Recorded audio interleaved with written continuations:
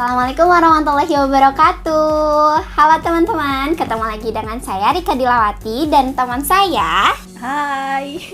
Teman saya namanya Teh Dini Nurmalasari. Iya, Teh Dini Nurmalasari, tapi kita bisa panggilnya Teh Dini aja ya. Oke, nah sekarang kita mau ngobrol-ngobrol nih sama Teh Dini. Mau ngobrolin tentang apa ya Teh enaknya? Enaknya apa sih? Enaknya sekarang tuh lagi rame nih tentang perempuan itu bisa mandiri secara finansial, mandiri secara apapun itu ya. Iya. Nah sekarang itu kita akan ngobrol santai sama Teh Dini yang Masya Allah luar biasa sekali ya. Survive banget, mandiri banget. Jadi kita akan banyak belajar di Teh Dini. Mau tahu apa aja yang mau kita obrolin? Stay tune terus ya. Nah nih Teh, pertanyaan pertama mungkin ya, banyak orang gitu yang menyangka bahwasanya kalau jadi perempuan tuh perempuan mah suka lemah gitu, apa-apa teh ya udah aja jalanin aja gitu kalau perempuan. Terus juga terkadang perempuan itu bisa dibilang makhluk yang itu tuh serba kurang gitu. Terus juga bisa lebih tinggi derajatnya itu lebih tinggi laki-laki gitu dibanding perempuan, terkadang kan dianggap sebelah mata. Nah, kalau pendapat Teteh tentang stigma seperti itu gimana sih Teh? Kayaknya aku harus ngejawab dulu yang pertama deh. Perempuan Boleh. itu berhak mandiri atau tidak? Harus banget sih perempuan itu jadi perempuan yang mandiri dalam segala hal, mau mandiri secara finansial ataupun karir gitu tah. Aku sepakat bahwa perempuan itu harus mandiri karena tidak ada yang peduli dengan kita selain daripada diri kita sendiri. Gak ada tuh yang perhatiin kita dari sampai hal terkecil sampai hal terbesar gitu. Bahkan kalau misalkan kita jadi perempuan yang dalam tanda kutip secara fisik itu mohon maaf ya kurang gitu, kadang itu kan perempuan juga dimarginalkan. Banyak banget perempuan-perempuan yang mendapatkan perlakuan mulai dari kekerasan secara fisik maupun secara verbal kayak gitu. Dan sejauh ini ketika melihat perempuan-perempuan yang sekarang, ya alhamdulillah banyak kemajuan. Contohnya dari hari ini sudah memulai udah bisa menjadi perempuan yang mandiri, dan tentunya perempuan mandiri itu merdeka. Merdeka yang seutuhnya, merdeka dari apapun, terkhusus dari budaya patriarki sih. Kayak gitu. Kan kadang dianggap sebelah mata dan derajatnya itu lebih rendah gitu, dimarginalkan ya perempuan itu. Kadang banyak stigma perempuan tuh hanya dapur, sumur, kasur. Tapi ternyata perempuan bisa lebih daripada itu kayak gitu. Perempuan itu bisa melakukan beberapa hal dalam satu waktu. Contoh kecilnya, perempuan itu bisa masak sambil nyuci baju gitu, bisa juga sambil ngurus anak. Gitu. Itu perempuan dalam rumah tangga. Nah hari ini perempuan yang saat ini kita juga bisa tetap bekerja, bisa juga tetap berpendidikan seperti kita mungkin hari ini. Bukan maksud kita sombong bahwa kita nih orang-orang berpendidikan, tapi setidaknya memotivasi mereka bahwa ayo ternyata mudah kok jadi bisa kuliah, bisa berpendidikan, dan bisa juga kita mencari uang, dan kita juga bisa mempersiapkan karir kita ke depannya mau jadi apa. Sepakat sih tentang perempuan mandiri itu harus banget ya, kewajiban. Betul. Dan terkadang biasanya nih Teh, kita ngobrolin tentang perempuan mandiri gitu ya. Kan kalau Teteh nih dari Cililin ya, jadi Teh Dini itu teman-teman dari Cililin. Barangkali kalian ya ada yang sedaerah rumahnya sama Teh Dini. Nah dan terus Teteh kan kesini gitu ya Teh ya, dari Cililin terus ke kampus UIN dan ternyata ngekos gitu di sini. Nah gimana nih Teh gitu perasaannya jauh dari orang tua, dan sedangkan kita kan perempuan biasanya kalau perempuan itu apalagi Sunda gitu ya, kalau untuk keluar rumah apalagi dari jarak yang jauh gitu, terus juga jauh dari orang tua, suka melang, suka apa gitu kan kalau Sundanya tuh. Gimana nih Teh pandangan Teteh terhadap stigma seperti itu? Aku orang Cililin pasti Cililin tuh ada yang nggak tahu ya. Kalau viewersnya ini udah Cililin tuh jauh banget. Awalnya sih karena aku kan nggak tinggal sama orang tua itu dari SMA. Awalnya sempat ngerasa kayak pengen pulang terus, tapi lama kelamaan betah gitu. Pas mulai SMA itu dinikmatin. Nah pas masuk kuliah apalagi harus mulai hidup mandiri sendiri, ngekos dari mulai nggak ada tuh yang mikirin kita makan kapan gitu, harus makan apa dan sebagainya. Ya kita aja yang perhatiin diri kita dari mulai makan kita, baju kita. Sedangkan dulu waktu SMA meskipun jauh dari orang tua, tetap ada yang merhatiin makan, baju tinggal pakai, ya enak gitu tah, ada yang merhatiin. Tapi kalau pas kuliah itu harus semuanya sendiri. Mau nge-laundry bisa, tapi apakah kita punya dana? Nah, awalnya nggak betah tuh dalam waktu 1 bulan 2 bulan, kayak berat banget gitu ya, jauh dari orang tua. Tapi kesini bahkan setelah lulus dan kerja juga, jadi justru malas pulang ke rumah. Kalau rindu orang tua jelas rindu, tapi kayak malas untuk bersosial. Karena secara pola pikir kita juga berubah. Dan itu yang membuat saya percaya dan yakin bahwa pendidikan itu bisa ngerubah pola pikir manusia, individu seorang kayak gitu. Contohnya di saat teman-teman saya udah pernikah, udah pada kemana gitu, kita masih ngurusin karir kita mau kemana, pendidikan kita mau dibawa kemana kayak gitu. Kayaknya nikah itu nomor berapa gitu, masuk ke list terakhir kayaknya. Iya betul. Nah gitu, membuat pola pikir berubah. Pada akhirnya ya udah sih, jalanin dan senang aja gitu, nggak apa-apa jauh dari orang tua. Atau sekarang ada handphone yang kita bisa komunikasi terus-terusan, jadi enak aja gitu. Sekarang lebih dinikmatin dan iya enak kalau mandiri itu, kita nggak bergantung ke orang lain, kita bisa ngelakuin semuanya sendiri. Ya meskipun mati juga kan perlu banyak orang, kayak gitu sih. Dan juga karena mungkin kitanya udah mandiri, terus juga kitanya juga teguh pada prinsip kita gitu. Oke lah, nggak apa-apa kita jauh dari orang tua, tapi kita bisa jaga diri, kita bisa hidup dengan semestinya gitu, sama aja dengan di orang tua kita makan, di sini juga kita makan gitu ya. Terus juga orang tuanya mungkin melihat kita seperti itu, ya yakin gitu ketika ya udah silahkan saja gitu kalau mau ngekos gitu ya. Nah terus nih teh, misalkan nih mungkin ada para maba gitu ya yang sekarang tuh kebingungan, aduh ngekos gimana ya, soalnya kan kalau ngekos tuh bayar, makan bayar gitu ya, terus juga kosan juga harus bayar. Nah gimana sih teh untuk cara mengatur finansialnya? Sebetulnya mah semua orang kan punya gaya hidupnya masing-masing ya, dan kita bisa bergaya hidup seperti itu tuh tergantung pendapatan kita. Mau itu pendapatan kita hasil kerja, mau itu pendapatan dari orang tua kita. Kalau aku sih ngatur dulu, karena mungkin aku bukan yang disumbang dana sama orang tua terus-terusan gitu. Ya aku sesuai dengan budget yang aku punya aja. Usahain dapat kosan kalau misalkan kita masih finansial kita tuh masih di bawah, yang standar-standar aja gitu. Gak usah cari kosan yang kayak apartemen gitu. Yang biasa aja sih. Iya betul, disesuaikan yang penting tidur nyaman, kita aman gitu. Aman di sini kan aman dari gangguan manusia, hewan, jin, apapun itu.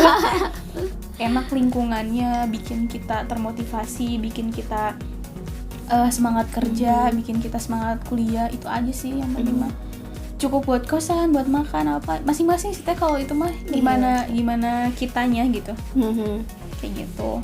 Iya betul, karena memang sebetulnya hidup itu yang mahalnya adalah gaya hidup ya teh ya. Gaya hidup yang bikin mahal itu gaya hidup kita gitu. Kalau gaya hidup kita standar mah bisa. Iya, bisa untuk mengatur-ngatur gitu ya.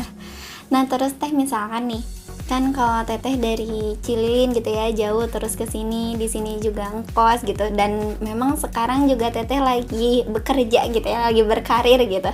Yang mungkin setiap orang itu ada yang mendambakan ya gitu ya, ketika berkarir kita bisa karir oke gitu, kuliah oke gitu.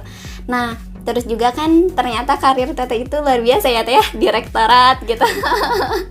Di kampus ya mungkin itu nggak semua orang tuh bisa masuk ke sana kan gitu ya, nggak bisa masuk atau bisa punya peluang yang sama gitu. Nah gimana nih teh pandangan teteh terhadap wanita bisa berkarir loh sebetulnya gitu ya, bukan berarti kita menyamai atau kita menyamakan derajat kita gitu ya, tetapi wanita itu boleh berpendidikan, boleh berkarir dengan sesuai porsinya masing-masing gitu. Gimana teh? Aku sepakat. Tadi juga udah sepakat kalau perempuan kita dituntut harus bisa berkarir, dan pintu kita itu sudah dibukakan dari dulu zamannya Kartini ya. Kalau dulu kan zamannya Kartini, setahu saya buat sekolah aja tuh sempat Kartini ngalamin apa sih, ngumpet-ngumpet gitu loh. Apa ya bahasa Indonesianya yang ngeliat di bilik-bilik rumah gitu loh. Saking dia pengen berpendidikan gitu. Nah sekarang itu justru banyak banget kursi untuk perempuan, peluang untuk perempuan.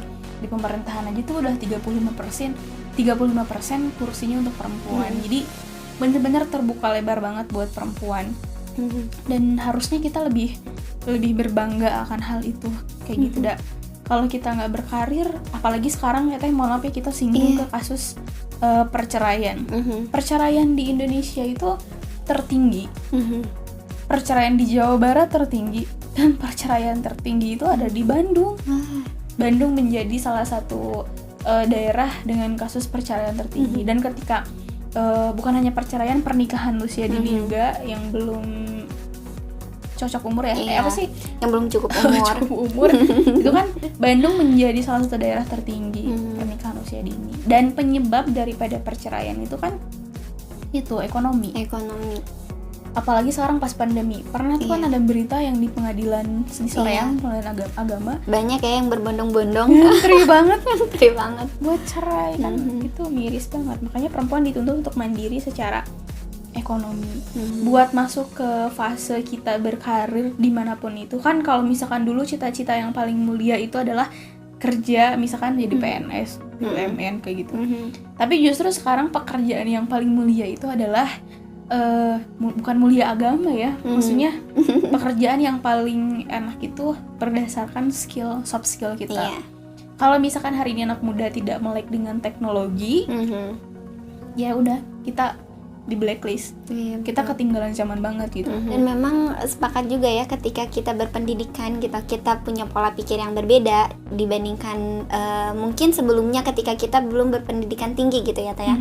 Dan ketika kita berpendidikan tinggi, mungkin ini salah satu cara untuk perempuan itu bisa lebih mandiri dan juga bisa lebih melek gitu ya, melek segala hal. Karena kayak misalkan BBM naik atau enggak harga sembako naik, perempuan juga kan harus mencari tahu gimana ya kok ini bisa naik, terus solusinya apa ya, karena memang kita kan nanti akan menjadi seorang ibu rumah tangga walaupun kita berkarir gitu.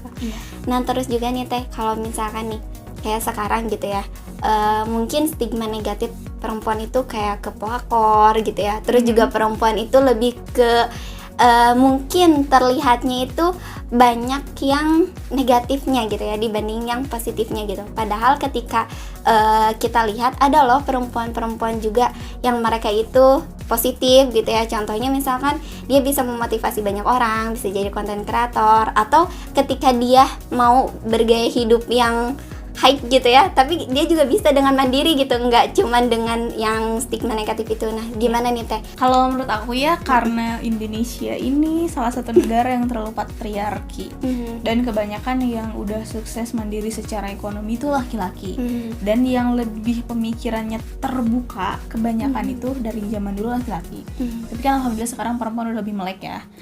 Nah media-media ini kalau aku melihat masih dikuasai oleh laki-laki yang mereka tuh terlalu patriarki kayak gitu. Makanya kasus-kasus pelakor apapun itu yang sering diangkatnya itu cenderung perempuan. Padahal pelakor itu bukan hanya perempuan, laki-laki juga ada kayak gitu. Dan gak langsung gitu perempuan itu jadi pelakor. Ibarat kata buaya juga gak akan langsung ngelahap ayam gitu kalau ayamnya nggak dikasih ke situ gitu.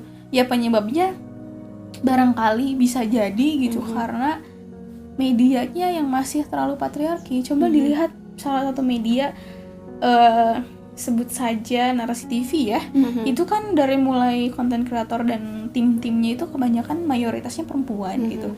Dan mereka lebih adil gender, dan mereka tuh lebih memberitakan yang benar-benar adil gitu, bukan hanya tentang isu-isu perempuanan ataupun laki-laki, itu benar-benar adil. Nah makanya media apapun itu antara perempuan dan laki-laki harus seimbang. Pun ketika perempuan sudah bisa masuk ke sebuah lembaga terus media, dia juga harus udah lebih melek gitu. Jangan sampai kayak di DPR, aku jujur aja gitu ya, perempuan dikasih kursi untuk di DPR, tapi mereka justru lebih pro gitu ke laki-laki.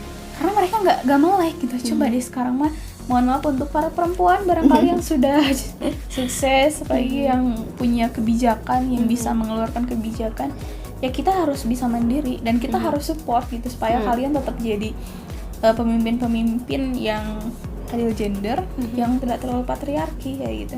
Jadi kan alhamdulillah sekarang semakin melek. Iya, semakin melek gitu. ada kemajuan. Mudah-mudahan sih perempuan juga yang udah sukses nggak disetir dengan laki-laki, minimalnya merdeka secara pemikiran, merdeka secara perilaku juga gitu. Iya, betul. Kayak gitu sih kalau luar biasa ya Teh.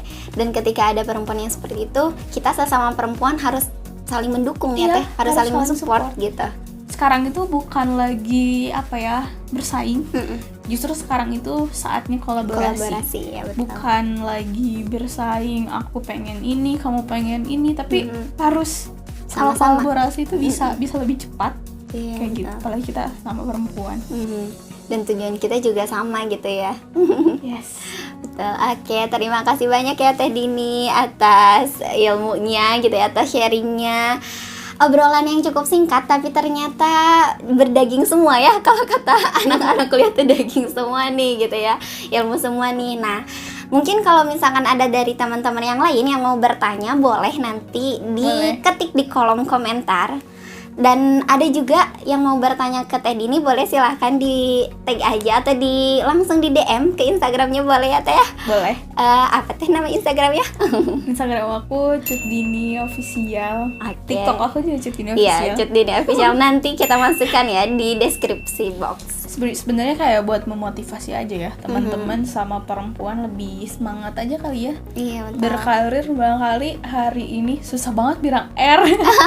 Barangkali hari ini tuh masih banyak perempuan yang insecure kali ya. Iya. Buat sukses. Oke. Nah, kita juga belum sukses, tapi lagi proses ya. Lagi proses ya Teh, insyaallah. Amin. Amin. Nah, sebagai penutup Teh, satu lagi pengen tanya ke Teteh. Yang tadi ngobrolin insecure, kan biasanya perempuan itu, perempuan yang wow itu gitu ya, terlihat dari fisik gitu ya, atau terlihat dari, kadang kan sekarang tuh ya perempuan yang cantik itu yang putih, yang ini lebih ke physically gitu. Nah, tetapi padahal gitu ya, di balik semua itu juga kan perempuan butuh pemikiran, butuh ilmu. Nah, gimana nih Teh tanggapan Teteh terkait seperti itu?